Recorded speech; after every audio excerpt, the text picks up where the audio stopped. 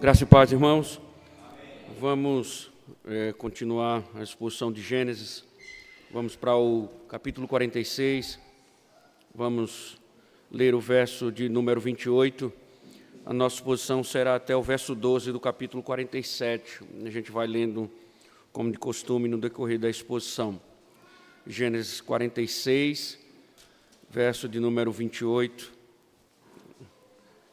E a exposição será do verso 28 até o verso 12 do capítulo 47.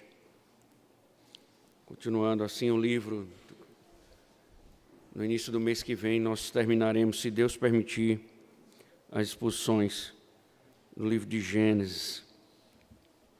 Diz o seguinte: Jacó enviou Judá diante de si a José para que soubesse encaminhá-lo a Gósen, e chegaram à terra de Gósen. Bendito Deus, nós pedimos o teu favor, Senhor, para ouvirmos a tua voz, para que nossos ouvidos, Senhor, estejam habilitados para te ouvir. Também, Senhor, que nosso entendimento seja descortinado, Senhor, aberto, para entendermos tuas verdades, Senhor, reveladas. Mas também, Senhor, não nos deixa sair daqui estéreis. Que o poder que a tua palavra tem possa, de fato, se cumprir nesta noite. Possa nos salvar, Senhor, de nós mesmos, nos corrigir, nos consolar.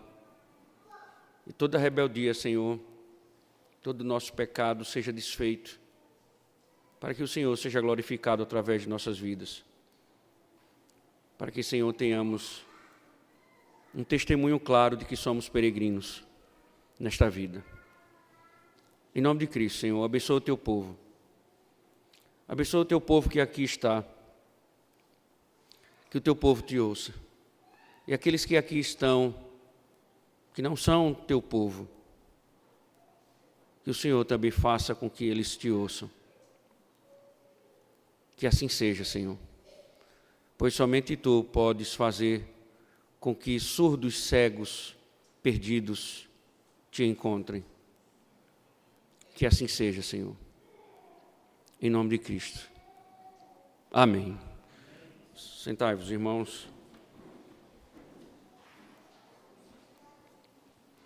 Eu acredito que, se você já teve a oportunidade de fazer uma longa viagem, eu, no caso, tive uma maravilhosa oportunidade de ir a São Paulo de carro, e era comum, e não sei se você já teve essa oportunidade, mas nessa viagem era comum eu me deparar com aquelas pessoas que são conhecidas como andarilhos. Muita gente conhecida como andarilho, a gente encontrava constantemente, além dos ciganos, é claro.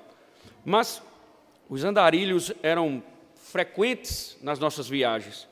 E homens, mulheres, e quando a gente conversava e perguntava, que andavam há meses, anos, percorrendo as estradas do Brasil de ponta a ponta, sem nenhum destino. Por isso se chamavam andarilhos. Eles simplesmente andam e vivem pelos acostamentos das rodovias.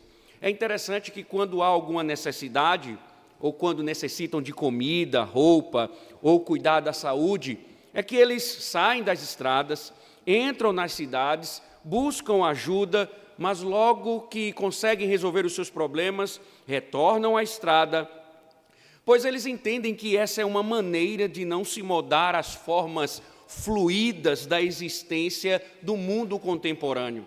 É uma forma de não estar preso a uma realidade, é uma forma de viver a realidade. Os andarilhos não querem estar moldados por nada. Gênesis, interessantemente, tem mostrado que existe um fenômeno concorrente, que é o peregrino, ou os peregrinos. A diferença de um peregrino para um andarilho é que eles vivem em todo canto e não andam sem destino. Na verdade, por mais que eles estejam fixos no mundo, espiritualmente caminham em direção a um destino. Para o peregrino, na verdade, o mundo é uma grande estrada. Contudo, como os andarilhos, eles não se moldam às formas fluídas de existência deste mundo. A família patriarcal é uma família peregrina. E como nós vimos, é uma família peregrina que agora está em direção ao Egito. Se antes, como nós observamos, havia uma dúvida quanto à sua ida, o Senhor esclareceu que tinha planos nessa partida e que Jacó não deveria temer, pois a mão de Deus estaria sobre ele. Mas peregrinos, eles não se moldam às formas fluídas do mundo. E como poderia um homem peregrino, com sua família peregrina, residir numa terra que em nada é espiritualmente confortável? Isso poderia, logicamente, trazer muitos danos, poderia trazer mistura, muitos outros pecados, destruindo a nação e automaticamente o núcleo da redenção. Mas também nós precisamos perguntar se era um perigo para a família de Israel residir ali no Egito. Faraó, como vai tratar aquele povo que acabara de chegar? Quando Faraó convidou a família de José para lá residir, ele não tinha a mínima noção que tanta gente haveria de ir. Foram 70, muita gente, para em terra estranha fixar a residência. Mas a providência estava lá, e o patriotismo celestial manteve-se preservado, e os israelitas foram direcionados, assentados na terra de Gósen. Não se misturaram com os egípcios, pois a pátria amada era o seu grande destino. Logicamente, irmãos, se somos peregrinos, devemos assumir a realidade de que desse mundo nós somos distintos. E assim nós caminharemos livres de todos os laços do inimigo. E por isso, julgo mais uma vez, assim como todos os textos de Gênesis, esse é um belo texto que nós podemos extrair grandes reflexões. Nós lemos o verso 28 introdutoriamente. Nós estamos dentro de um enredo em que Jacó, ele seguiu em frente após Deus ordená-lo, que estaria com ele e que era plano do Senhor que ele fosse ao Egito. Então ele estava aprovado por Deus. Era a hora de seguir o seu caminho. O verso 28 diz que nas proximidades da terra, Jacó, ele envia Judá para mediar o encontro com José. Diz Moisés que Jacó, ele coloca sobre os ombros de Judá a tarefa de mediar o encontro com José. Logo de cara, irmãos, temos no texto algo muito curioso. Judá, ele foi o líder para vender o irmão. Isso causou grande sofrimento a José, sem falar que também causou um grande sofrimento ao pai. E José e Jacó foram separados e automaticamente José foi dado como morto. Depois de 20 anos, o mesmo que separou o pai do irmão, agora está mediando o encontro. Ele vai à frente para proporcionar este momento. Não parece ironia? O fato é que Moisés registra algo muito importante aqui. Porque Judá, ele não somente está definitivamente assumindo a liderança, porque Judá é o núcleo em que vai sair a descendência da mulher, ou o descendente da mulher. Então Moisés não só está descrevendo Judá como o verdadeiro líder da sua família, mas também revela a sua mudança. Bom, irmãos, introdutoriamente, nós devemos perceber quão glorioso é esse texto, pois Judá era um homem tão imperfeito e agora está assumindo a liderança e está, ao mesmo tempo, sendo revelado como um homem que sofreu uma grande mudança. Um dos aspectos da peregrinação que Gênesis destaca pontualmente é que os peregrinos, eles são imperfeitos. Eles precisam, por isso, de ajustes nessa vida. Judá era alguém malicioso, impiedoso, agindo pelos seus próprios gostos, chegou a abandonar a família patriarcal, chegou a deixar a terra prometida, ele foi morar com os ímpios, casou com uma ímpia e enganou a própria nora. Mas no decorrer de toda a história, nós vimos uma grande mudança. Esse é um exemplo aqui diante do texto exposto, mas nós tivemos a oportunidade de ver o Abraão, de ver o próprio Jacó, de ver o próprio Isaac. E às vezes, irmãos, nós esquecemos que a gente, por vezes, segue nossos caminhos. Andamos como se fôssemos moradores deste mundo. E tanta coisa acontece, tanto pecado, tanto sofrimento, e a gente sofre bastante. Mas quais delas imaginamos que estamos sendo transformados paulatinamente? Por mais que não percebamos, há um lapidar divino em seus planos. Pecados, castigos, decisões precipitadas, nada disso é sem sentido nessa jornada. Tudo faz parte de um grande plano. Sei que você pode ter pecado, pode ter passado por inúmeras situações, mas um dos grandes erros de nossa parte é olhar a nossa vida numa perspectiva só nossa. Mas se olharmos corretamente, veremos que não somos, ou aquilo que nos acomete é que define a nossa vida, mas é aquilo que a providência nos torna nos baques dela. Tudo faz parte de um processo de transformação. Tudo faz parte de um processo de lapidação.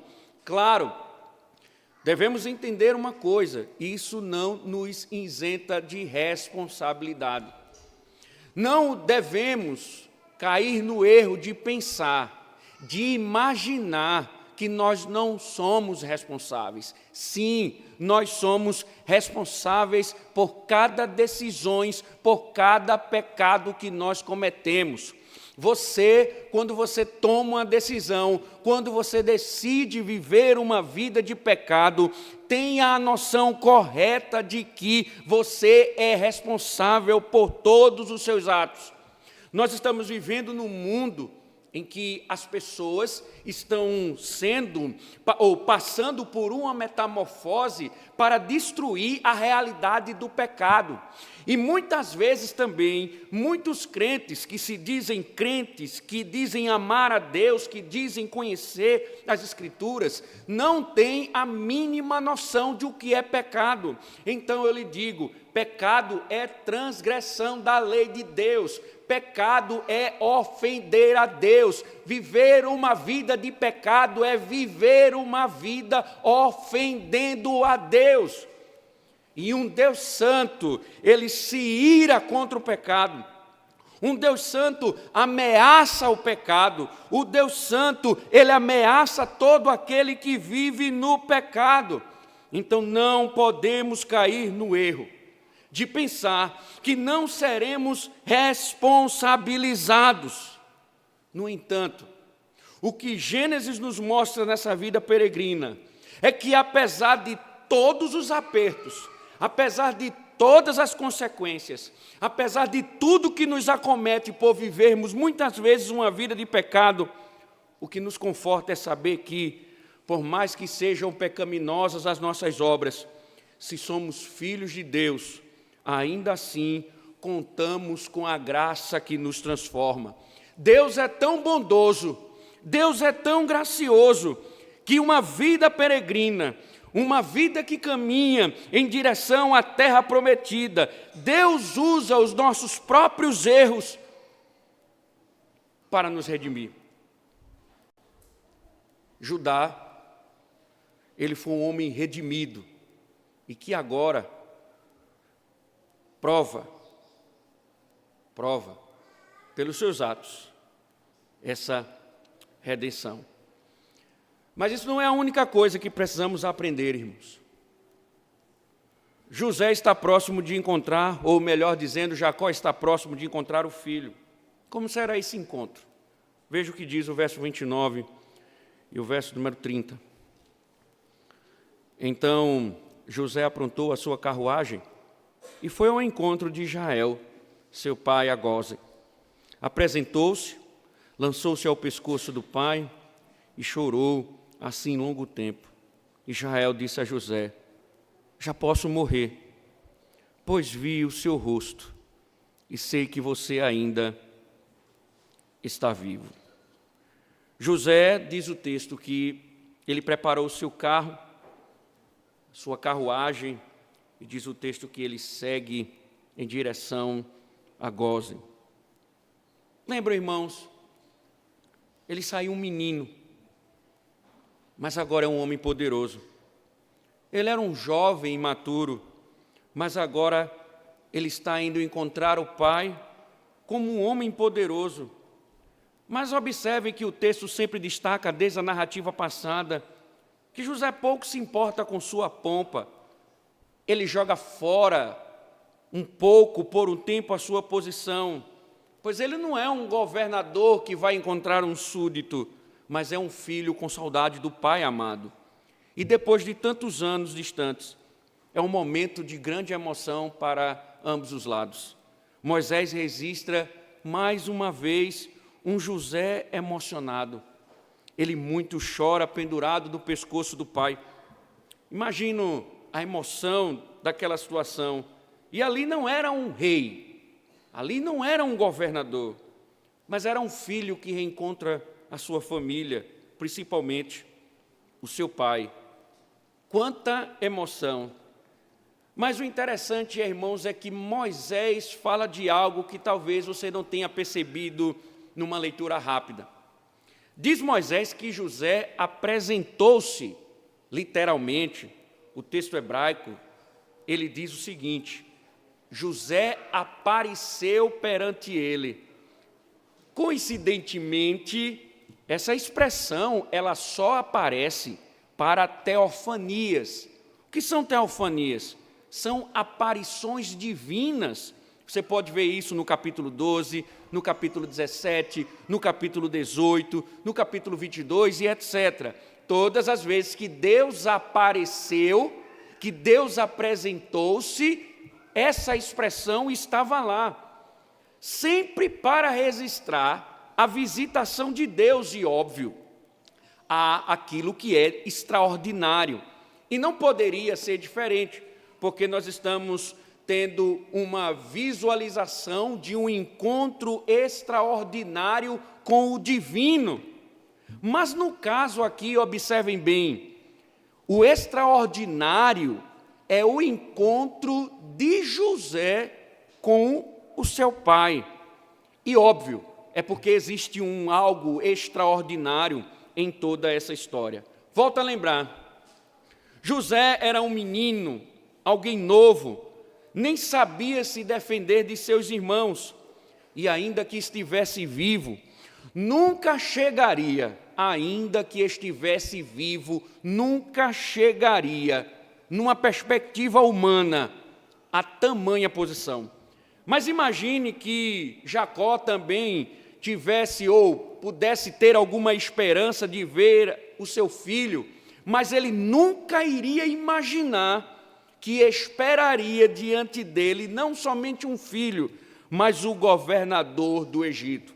Então Moisés está descrevendo, esta visão é extraordinária. O que Jacó viu não foi somente um filho vivo, mas um governador do Egito. Isso tudo, irmãos, para falar como a providência divina, ela é extraordinária. como Deus transforma, como Deus guia a história de forma surpreendente para cumprir os seus propósitos. Pode ser assustador diante dos nossos olhos, pode ser surpreendente muitas vezes no nosso entendimento, mas devemos compreender e entender o trabalho extraordinário que Deus está a fazer para cumprir o seu propósito. Deus move, irmãos, entendam, parem para imaginar, nós estamos falando de um israelita governando a terra do Egito.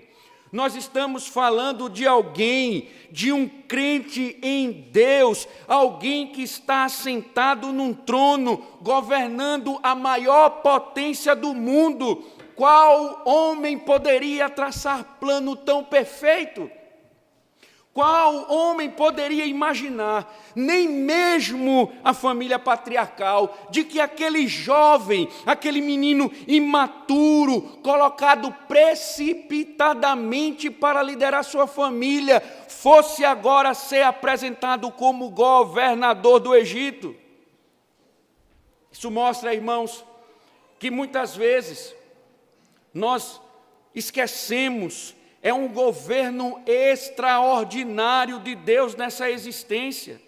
Deus soberanamente está movendo o mundo, movendo nações, dirigindo este país, dirigindo todo este globo terra para cumprir os seus propósitos. Nós devemos ter uma perspectiva extraordinária dessa existência. Nós precisamos ter uma perspectiva de que Deus não pode, nós não podemos olhar para Deus e dizer assim, e esperar algo que seja com naturalidade. Pelo contrário, não podemos duvidar do extraordinário, porque Deus é quem tem o governo dos homens nas suas mãos. Deus faz aquilo que deve ser feito para cumprir os seus propósitos. Mas Moisés disse que Jacó não guardou suas emoções. Eles se abraçaram, choraram, e Jacó declarou: já posso morrer, pois já vi o teu rosto, e ainda vives. Como assim?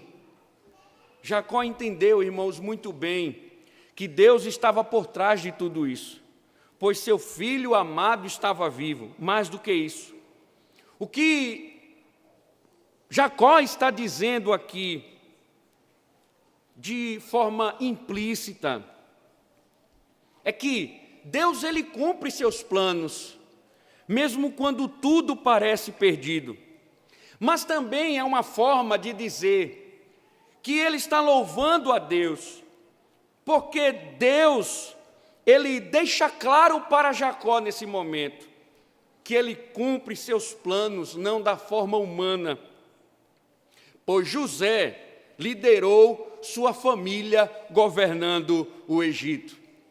José havia sido posto para liderar a família com uma túnica, pela decisão do pai, mas Deus mostrou a ele que o caminho é de Deus, que o plano é de Deus, e não era o plano dele. Irmãos, também, nós observamos que quando José foi posto como líder, José como foi posto como o líder da sua família, a expectativa de Jacó era que José assumisse também o núcleo, recebesse a bênção como descendente de onde viria a semente da mulher. E Deus determinou que a linha da promessa descendesse não de acordo com o merecimento humano, mas de acordo com a graça. José, ele seria o rei do Egito, mas não estava sobre ele a linhagem que viria o descendente. É interessante, irmãos, porque Judá está na narrativa, mediando o encontro entre seu pai e o seu irmão. Jacó, ele vê José e ele se dirige a Deus encantado pela sua mão providencial. E aí, irmãos, a linha por meio do qual o Messias, ele viria, não consistiria de José. A linhagem, o descendente da mulher, ele não viria por José, porque a linha por meio da qual o Messias viria não consiste em heróis imaculados. Pelo contrário, já estava determinado que passaria pela união imoral de Judá e Tamar, sua nora cananita, a quem Judá confundira com uma prostituta. Deus queria deixar claro de que sua escolha, a escolha dele e a forma como ele chama aqueles que são seus, não é baseada no desempenho. Deus não chama ninguém porque nós escolhemos. Deus não escolhe ninguém porque nós apreciamos alguma virtude. Na verdade, Deus chama segundo os seus interesses e segundo o seu propósito. E José estava ali como governador do Egito. E Judá agora de fato estava governando, liderando sua família. Então, ele pode usar igualmente os bons e os maus. A entrada em seu reino não se limita em personagens exemplares como José. Está aberta para cobradores de impostos e pecadores, prostitutas, viciados em drogas e membros de gangues. Está aberta até para gente como eu e você. Porque a promessa do Espírito Santo se estende a todos, para quantos o Senhor nosso Deus chamar. Portanto, neste reino há lugar para o orgulho de um pecador que se humilha diante de Deus. Deus não escolheu você por ser mais inteligente ou por ser mais imoral que o seu vizinho. É tudo uma questão de graça. Conforme Paulo observa, pelo contrário, Deus escolheu as coisas loucas do mundo para envergonhar os sábios e escolheu as coisas fracas do mundo para envergonhar os fortes. E Deus escolheu as coisas humildes do mundo, as desprezadas e aquelas que não são, para reduzir a nada as que são, a fim de que ninguém se vanglorie na presença de Deus. Então, irmãos, nós estamos aqui diante de um momento maravilhoso, diante de um encontro, diante do Deus se revelando a Jacó. Mas observe o desenrolar da história, verso número 31 ao 34. E José disse a seus irmãos e à casa de seu pai: partirei e darei a notícia a Faraó, dizendo: meus irmãos e a casa de meu pai, que estavam na terra de Canaã, vieram para junto de mim. Os homens são pastores, criadores de gado, e trouxeram consigo o seu rebanho, o seu gado e tudo que tem. Quando, pois, Faraó mandar chamá-los e perguntar: qual é o trabalho de vocês? Respondam: estes seus servos foram criadores de gado, desde a mocidade até agora, tanto nós como os nossos pais. Assim vocês poderão morar na terra de Gósen, porque todo pastor de rebanho é abominação para os egípcios. Irmãos, o que o texto está descrevendo é o momento de tensão da narrativa, porque Faraó havia autorizado a chegada de Jacó, mas ele não sabia que se tratava de 70 pessoas. Será que ele iria aceitar essa multidão dentro do território dele? É muita gente. Faraó, com certeza, estava esperando uma pequena família. Mas como nós vimos na genealogia do capítulo 46, são 70 pessoas, um núcleo que se tornaria uma nação. Então, o que Moisés está escrevendo é que José, como um bom governante, ele tem um plano pronto e começa a ensaiar com o grupo. José, então, ele vai à sua família e o interesse de José é que eles residam na terra de Gósen, na fronteira ao nordeste do Egito. Uma vez que é na fronteira, eles poderiam viver isolados um pouco e não se misturariam com os egípcios. Além disso, essa terra é uma terra destacável porque ela possui pastos e automaticamente é um local ideal para o gado que viria com a família dele. E também era uma oportunidade de não estarem perto dos egípcios, que desprezavam os pastores e que provavelmente Faraó, por não aceitar pastores, ele provavelmente iria designar a família de Israel para uma outra terra mais distante, provavelmente que não tivesse tanta coisa a oferecer. Ou seja, seria algo que pudesse de fato trazer algum dano para a família de Israel. Mas, mesmo assim, é interessante que José, ele no plano, ele diz: falem a verdade, vocês são pastores. Bom, irmãos, uma coisa aqui é muito importante. A questão não é simplesmente a profissão, mas é o que ela representa. Como povo de Deus, eles criavam gado, e isso era um sinal que distinguia eles dos outros povos, mas que também representavam espiritualmente o que eles eram diante de Deus.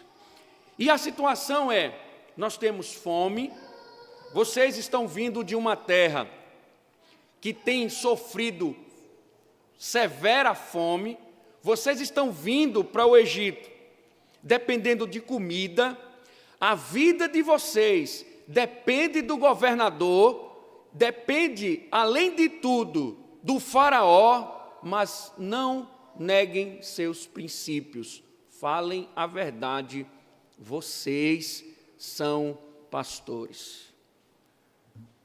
Claro, irmãos, uma pergunta que deve ser feita é: quantos que se dizem povo de Deus abrem mão dos seus princípios por causa de coisas dessa vida? Quantos, por questões dessa vida, por questões básicas da vida, não negam a sua própria fé em busca de um prato de comida? Nós temos um exemplo claro aqui nas Escrituras. Nós temos um Esaú que vendeu a sua primogenitura por um prato de comida. Quantos não abandonam sua fé por causa do seu emprego? Quantos não abandonam a igreja por causa da sua empresa? Quantos não abandonam a própria vida, a vida de sua família, abrem mão dos seus princípios por causa das realidades desta vida? Peregrinos não pensam assim. Crentes genuínos não pensam assim. Eles vivem nessa vida, mas o que reina acima de tudo é que eles possuem uma vida peregrina. Eles estão aqui de passagem, e é isso que importa. Ainda que ele ganhe pouco, o importante é que ele está em direção à terra prometida.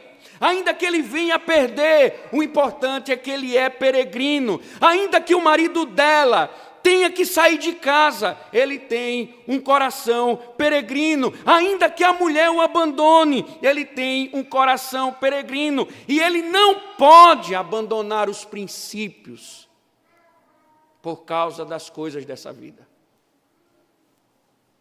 É assim com você? O que você negocia da sua fé para você ter o que você tem? Por que você é negligente com a sua alma? O que é tão importante, além de sua alma? Sua empresa? Você vai para o inferno com sua empresa. É o seu trabalho? Você vai para o inferno com o seu trabalho. É o seu marido que você tanto idolatra? Você vai para o inferno junto com ele. É o seu namorado, um ímpio? Você vai para o inferno com ele. É a sua namorada ímpia? Você vai para o inferno com ela. Entendam, peregrinos não negociam os princípios da fé. Peregrinos entendem que o que mais importa é a fé. O que mais importa é a alma. Você pode ganhar o mundo inteiro, mas se você perder a sua alma, você vai para o inferno, e você precisa entender isso. O que tem de crente no inferno não é brincadeira. Crente, claro, crente nominal. Por quê? Porque viveram essa vida não como peregrinos. Viveram essa vida preocupado com o trabalho, preocupado em melhorar o currículo, preocupado em trocar de carro, preocupado em dar estabilidade financeira à família, mas esqueceram do principal. E no dia do juízo o Senhor não vai dizer como prosperou tua empresa, como prosperou os teus negócios, como tua casa era bem suprida, meu filho, como tua família andava bem vestida, como teu carro era do ano, meu servo. Ele vai dizer o que tens para apresentar com relação à tua alma, o que tu fizeste com a tua alma, meu servo, o que foi que fizeste com a tua alma? E muitos ouvirão: apartai-vos de mim.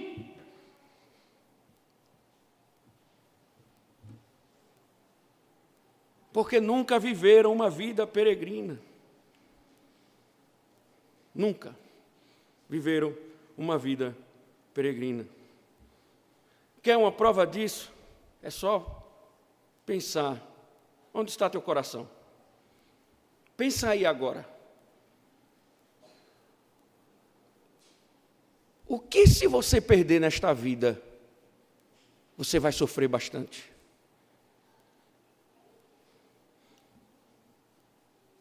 Esse mesmo sentimento gira o seu coração com relação à sua alma? Lendo a Prática da Piedade, e ele me fez refletir sobre algo muito interessante. Você já parou para pensar no que é o inferno? Você já parou para pensar no que era uma vida sem Deus? Você já parou para pensar quantos agora não estão no inferno e dizendo: ah, se eu pudesse viver a minha vida novamente? Diz Jesus, num dos relatos em Lucas, que o homem que estava no inferno estava a sofrer. Ele estava tão desesperado, mas tão desesperado, com a alma tão angustiada, que ele disse: Senhor, por favor, ressuscite alguém. Vá lá nos meus parentes e diga para eles não virem para cá, porque o lugar onde eu estou é lugar de tormento. Nada me sacia, só há ardor. Há uma presença ou uma ausência eterna do Criador, por favor. E o Senhor disse: não, porque se eles não escutam os profetas, os salmos, Moisés, tampouco ouvirão, ainda que ressuscitem os mortos, porque são homens que não vivem como peregrinos. São homens que vivem nesta vida negociando a própria fé. E José diz: falem a verdade, ainda que isso traga danos. Digam: nós somos crentes, nós somos criadores de gado, porque nós somos crentes. E muitos estão no inferno. E aí o puritano diz assim: você imaginou um lugar que não temos a condição nem de imaginar, mas as Escrituras, elas descrevem um lugar de dor, de sofrimento, de angústias. A Escritura diz que é um lugar onde os dentes começam a ranger, onde uma sede, ela é presente, contínua, permanente. Imaginem, irmãos, isso é para todo o sempre. Não é um momento, não é um mês. Imagine que você não vai dormir e vai continuar vivendo para sempre no inferno, porque você negociou nesta vida.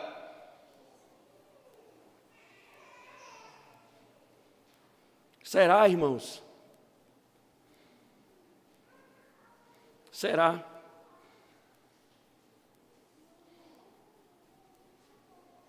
Será? Será que você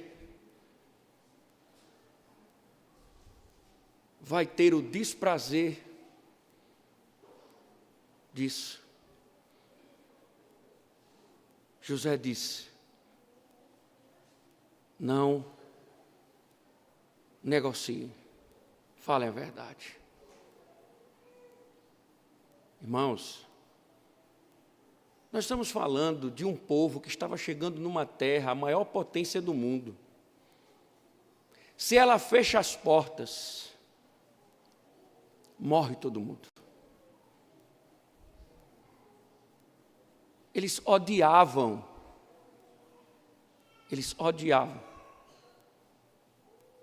criadores de gado.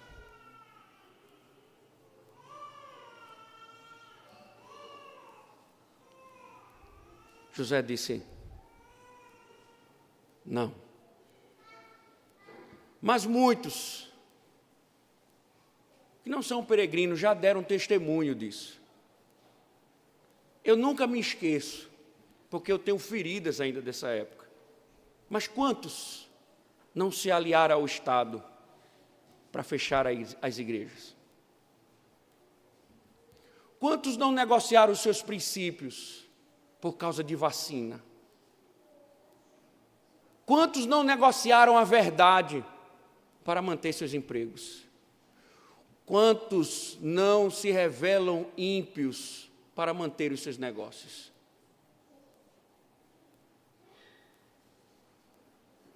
Mas uma vida peregrina é assim. O mundo pode desabar. Não as nossas convicções. E aí então, o capítulo 47, ele vai dar seguimento a isso, que o plano de José, ele vai começar a ser executado. O capítulo 47, verso 1.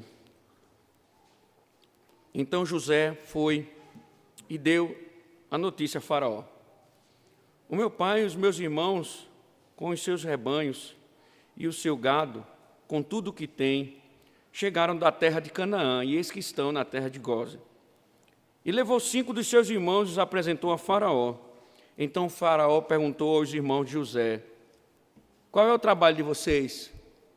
Eles responderam: nós, seus servos, somos pastores de rebanho, como já foram os nossos pais. Disseram mais a Faraó: viemos para morar nesta terra, porque na terra de Canaã não há pasto para o rebanho destes seus servos, pois a fome é severa. E agora pedimos que o Senhor permita que esses seus servos morem na terra de Gósen. Veja, irmãos, a estratégia de José foi formidável. Vamos pensar na terra. Observem também um detalhe importante. José sabia que o tempo da família no Egito é uma residência passageira. E o que o texto está descrevendo é que todo esse plano tem uma perspectiva, é que esse povo, ele não vai ficar por muito tempo no Egito. E foi isso que ele detalhou cuidadosamente para que o encontro dos seus irmãos com o Faraó fosse feito de uma forma eficiente e que eles fossem acomodados com segurança em Gósen, na berlinda da vida do Egito, onde pudessem seguir o seu sustento como pastores de ovelhas.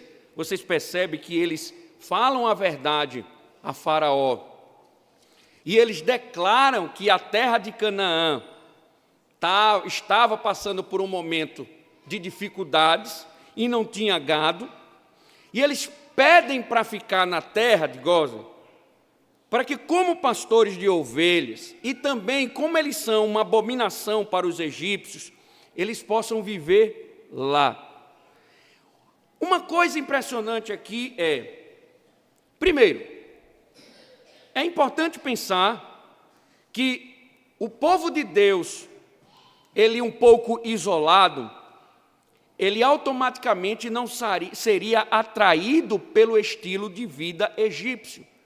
Porque uma coisa básica que Moisés está pensando é, se esse povo vai morar no meio com os egípcios, automaticamente isso poderia trazer dano ao povo de Deus. Por quê? Porque eles poderiam ser influenciados e acabarem se misturando. E Deus tinha um plano de que eles se tornassem uma nação. Mas devemos considerar uma coisa importante. Porque a terra de Gósen, ele fica nas margens, nas proximidades da terra prometida. Então, Moisés está nos dizendo que foi estrategicamente uma terra pensada por José, porque quando eles tivessem que sair do Egito, eles já estariam na fronteira. Então, como eles não iam residir no Egito para sempre, eles estariam perto ou na fronteira da terra prometida. E automaticamente facilitaria a saída deles para a terra prometida. Veja, irmãos, que perspectiva. Primeiro, não negar princípios. Segundo, não se misturar com o mundo perdido. Essa é uma das coisas também complexas, porque nós estamos andando, percebendo, visualizando a cada dia, e nós vemos e observamos o quanto o mundanismo tem sido a marca da igreja contemporânea. Um dos sinais é que a igreja, ela tem se misturado com o mundo. Ela tem vivido as coisas do mundo, a filosofia do mundo. E o que Moisés está nos mostrando nessa história é que crentes são distintos dos ímpios. Crentes vivem no mundo, mas eles não são influenciados pelo mundo. Eles não vivem de acordo com o mundo, eles não pensam como o mundo, eles não negociam nos moldes do mundo. Eles são distintos. Claro, irmãos? Pergunte, você se parece mais com quem? Com um peregrino ou com um mundano? Quando alguém olha para você, diz, esse é um crente, ou diz, não quero ser um crente como esse. É isso que Moisés está nos dizendo. Há distinções claras do povo de Deus para o povo ímpio. Veja também, em terceiro lugar, a perspectiva. Eles iam residir numa terra, mas eles sempre viveriam nessa terra na expectativa de sair. É interessante, irmãos, porque quando fala da vinda do Senhor, tem crente que morre de medo. Quando fala da volta de Cristo, ele fica temeroso. Ele não gosta de ouvir do fim do mundo. Ele não gosta nem de assistir filmes que tratem do tema, porque ele fica com o coração acelerado. E veja uma perspectiva peregrina. Nós vivemos neste mundo na fronteira, porque a qualquer momento vamos para a terra prometida. Nós caminhamos neste mundo diante de uma fronteira, porque vivemos uma expectativa de que a qualquer momento estaremos do lado da terra prometida. Pensem, irmãos, você vive nessa perspectiva? Você vive nessa perspectiva? Sua vida é planejada, sua vida é pensada, com a plena convicção de que a qualquer momento você estará de partida, que você irá deixar esta vida, que você deixará este mundo. Você tem pensado nisso? Você vive essa expectativa. É interessante porque Jesus escreve grandes sermões, e muitos temas dentro dos sermões que Cristo escreveu foi: vigie, para que este dia não lhe pegue de surpresa. Por que o Senhor está dizendo vigie, para que esse dia não pegue de surpresa? Paulo escreve aos Tessalonicenses e diz: vai pegar de surpresa aqueles que nunca viveram nessa expectativa. O dia vai ser surpreendente para muitos, porque eles nunca viveram nessa expectativa. Peregrinos, eles vivem nessa expectativa, mas pessoas que não são peregrinas, eles caminham fixos nesta vida. É isso que domina o seu coração?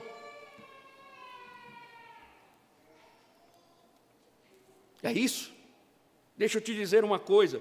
Quer um dos sinais que muitos não vivem uma vida peregrina? É a falta ao culto. Se você gosta de faltar ao culto, você não é um peregrino. Eu vou te dizer por quê. O culto, o dia do Senhor, ele é colocado por Deus como sinal deste dia. É um dia que nós paramos para nos encontrar com o Senhor. Sabe aquele princípio sabático? Você para todas as suas atividades, porque tem algo muito importante. O encontro que você vai ter com Deus no domingo.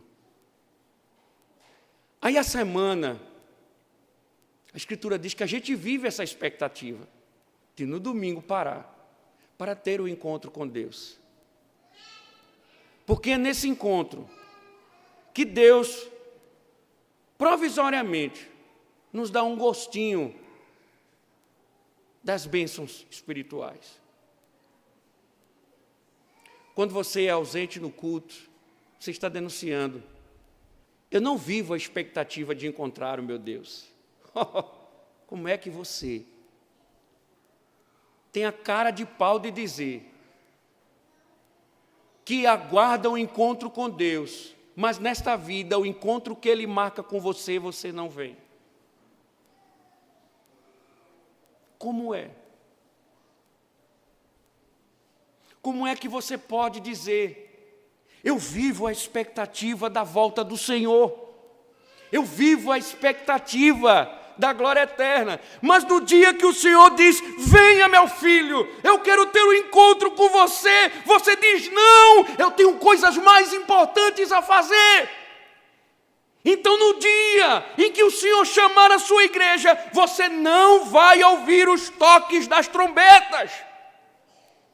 Você não vai ouvir a voz celestial que vai raiar as nuvens, convocando o seu povo e dizendo: passe, saia do Egito e pode entrar no meu gozo eterno.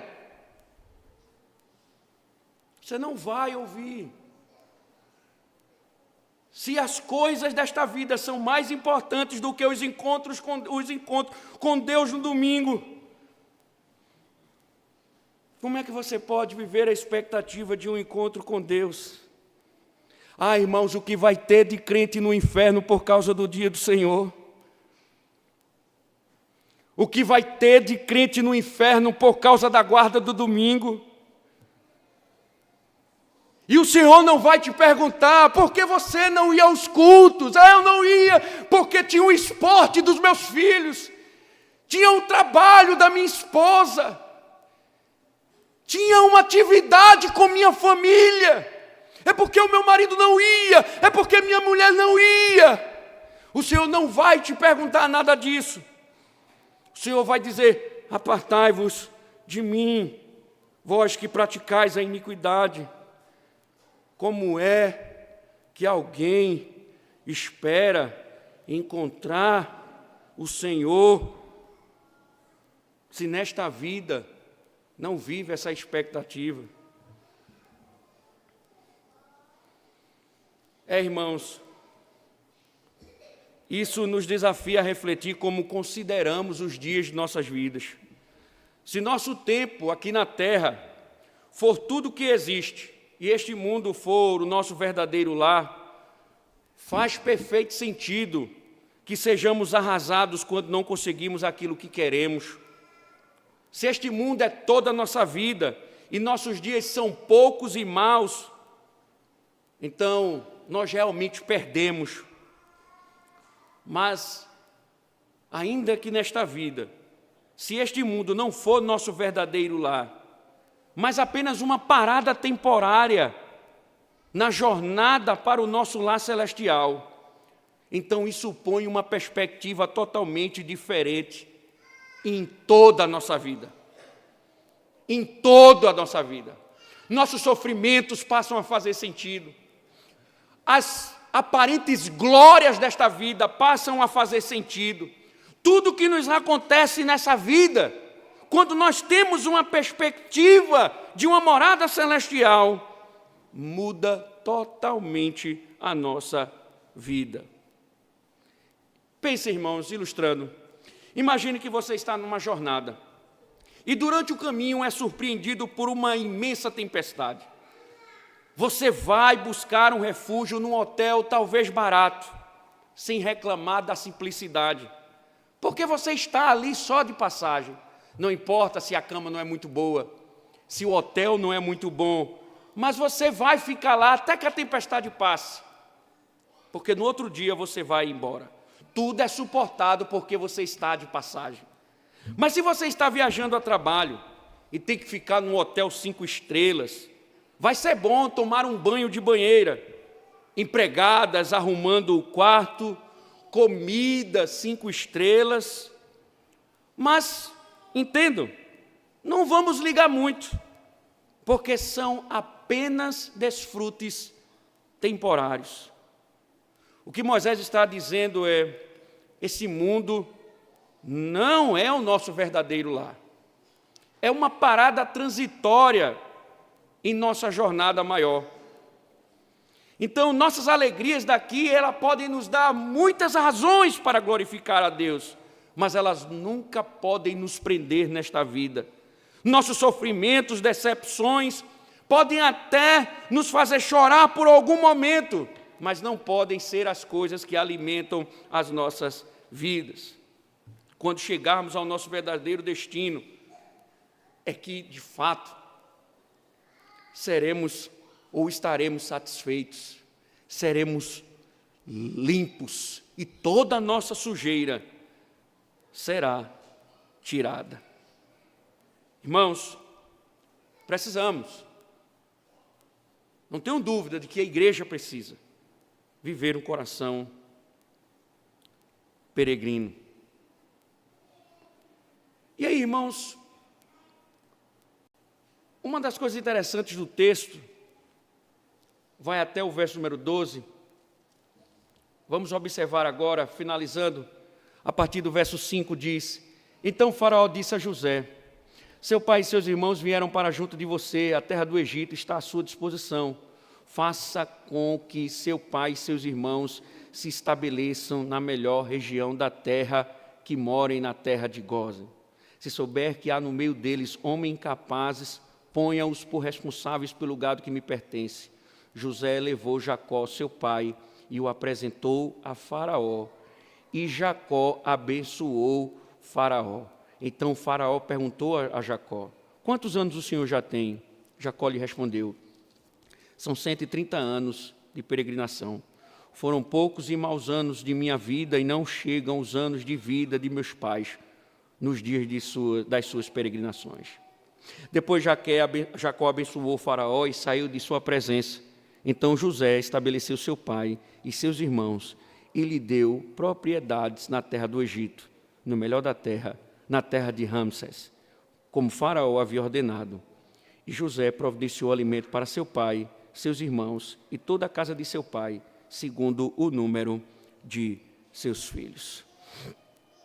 Irmãos, veja que interessante. Aqui nós observamos que o Faraó, ele de fato coloca a família de José na terra que eles pediram. Isso cumpre o que Deus havia falado a Jacó: Eu serei contigo, eu irei te guiar. Isso mostra o quanto Deus governa homens poderosos para salvar o seu povo. Como Deus governa a história. Por isso que nunca devemos temer os homens. Porque Deus é quem governa o coração dos homens. Deus fez o coração de Faraó se curvar. Muito mais do que isso. Pega um dos seus irmãos para liderar também o meu gado. Mas é interessante que, quando ele pergunta ali a Faraó, ou quando Faraó pergunta a Jacó, ele responde da seguinte forma: os dias dos anos das minhas peregrinações são 130 anos. Pouco e maus foram os dias dos anos da minha vida, e não chegaram aos dias dos anos da vida de meus pais, nos dias das suas peregrinações. Veja, irmãos, que interessante, né? Porque, dada a oportunidade de testemunhar sobre o poder e a graça do Senhor ao homem mais poderoso do mundo, parece que tudo que Jacó conseguiu afirmar foi: minha vida tem sido desagradável, ruim e curta. Parece. Há uma verdade a mais nessa declaração do que os olhos veem. E quando examinamos o modo como Jacó estava profundamente certo, bem como as maneiras como ele estava profundamente errado, podemos ver como essas perspectivas deverão dar forma a ambos os bons tempos e os tempos difíceis de nossa própria vida. Observem, temos muito por que ser gratos. Contudo, apesar da dificuldade desta vida, nossos corações muitas vezes estão cegos à misericórdia e à graça de Deus. Gememos e reclamamos sobre qualquer coisa que pareça não estar dando certo em nossa vida, em vez de celebrar e ser cheio de gratidão pelo que está certo. A pergunta é: o que fazemos? Glorificamos ao Senhor olhando somente para aquilo que Ele tem feito? Nós interpretamos Deus somente a partir das circunstâncias difíceis? Nós glorificamos a Deus somente quando as coisas estão dando certo em nossas vidas? Nós devemos entender que nós devemos glorificar a Deus em todo momento de nossas vidas.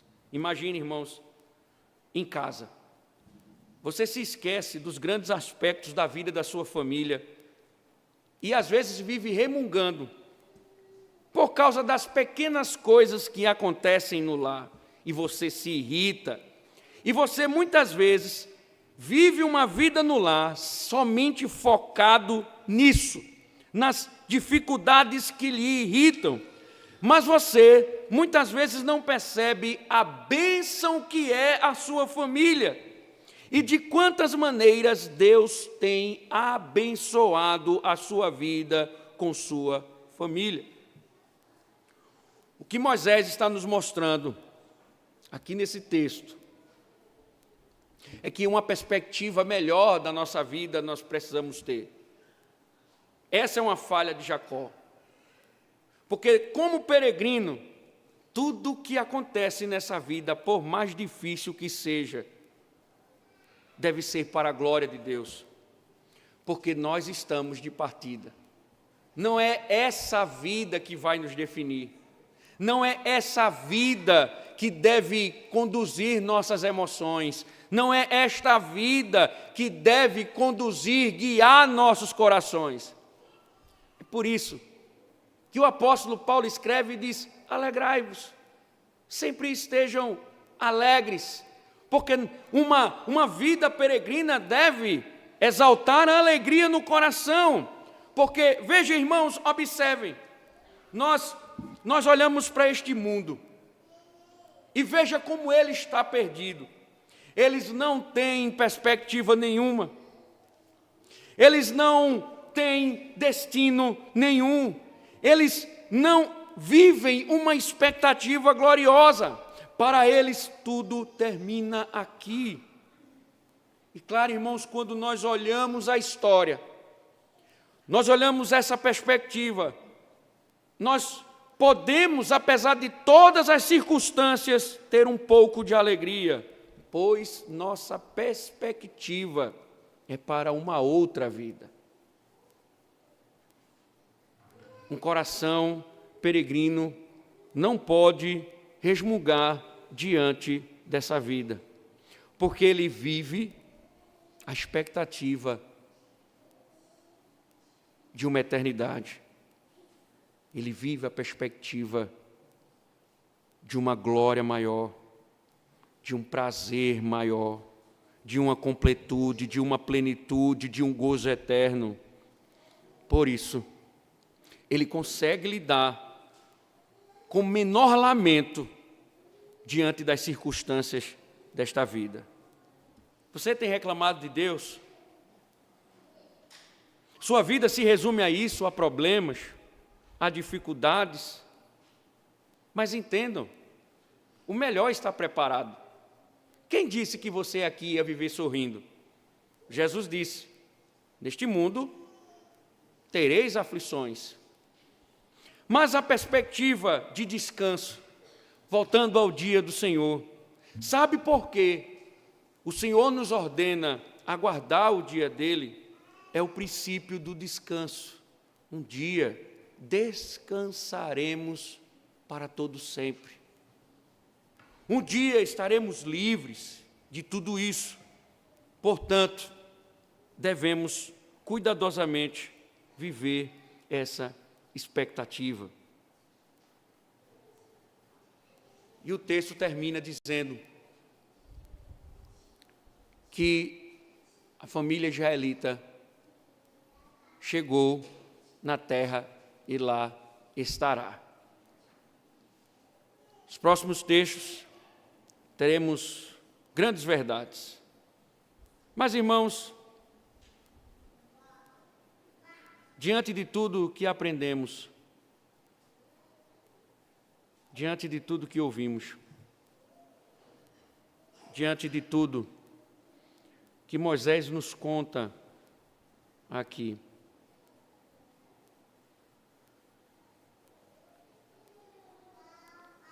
o que mudará na nossa vida?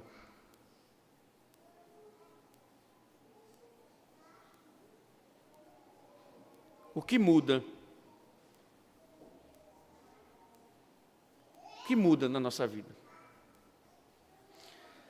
Eu posso resumir dizendo que esse texto, ele começou nos informando como um retrato maravilhoso da graça divina trata conosco.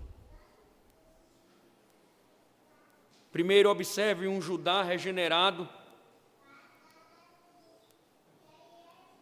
agraciado, recebendo não só o perdão, mas também o prazer de gerar o descendente.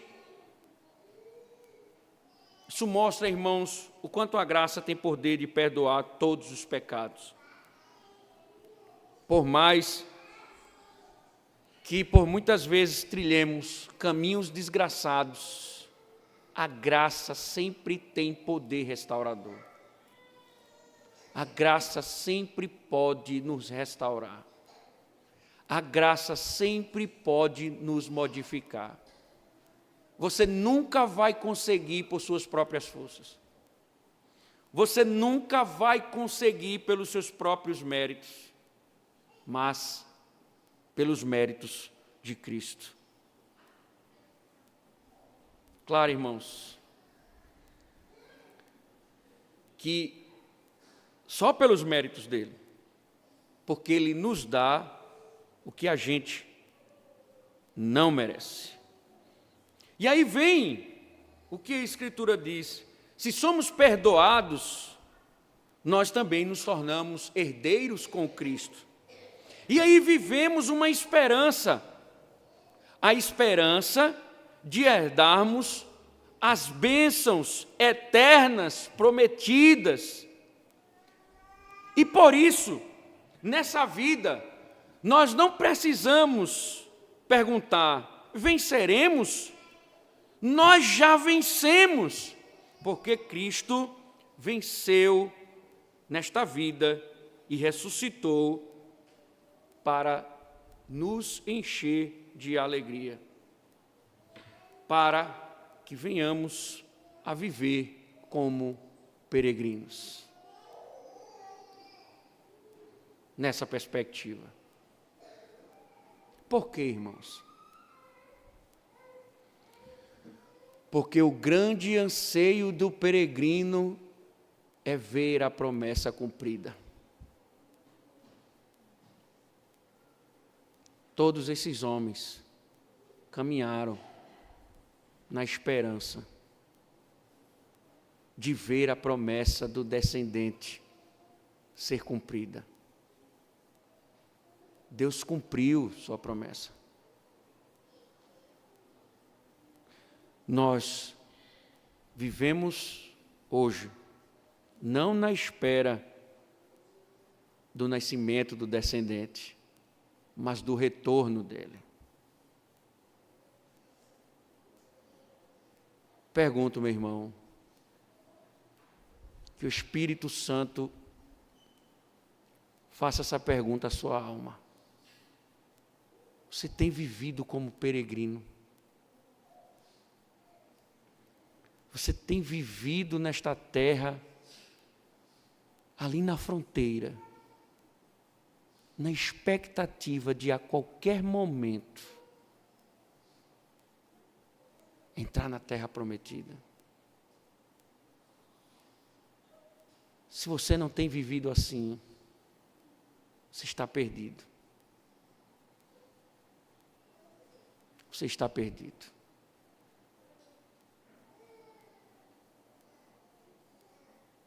Eu rogo ao Senhor, de coração, que você não durma essa semana com essa pergunta na sua alma.